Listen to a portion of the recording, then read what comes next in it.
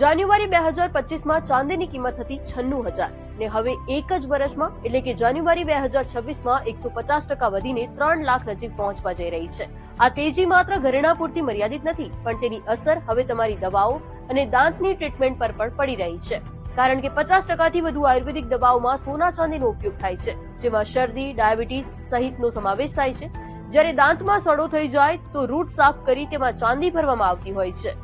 તો પહેલાં કરતાં અત્યારે જે નોર્મલ છે, તો દાંતની કેવિટી જે હોય છે એમાં પૂરવામાં આવતું ચાંદી છે, સિમેન્ટ છે, એ બધામાં આશરે 10 થી 20% વધારો થયો છે. તો પછી દાંતનું જે ટ્રીટમેન્ટ છે એ પણ થોડી કોસ્ટલી પહેલાં કરતાં થયું છે. ચાંદીના ભાવમાં આવેલા ઉછાળાએ ભલભલા એક્સપર્ટ્સને વિચારતા કરી દીધા છે. પરંતુ આટલો બધો ભાવ વધે છે કેમ? શું અત્યારે ચાંદી ખરીદી કરીએ તો ભવિષ્યમાં ફાયદો થશે? એક્સપર્ટનું માનીએ તો રશિયા યુક્રેન યુદ્ધ, મધ્ય પૂર્વની અસ્થિરતા, ચીન દ્વારા આખો વિડિયો જોવા માટે ડાઉનલોડ કરો દિવ્ય ભાસ્કર એપ.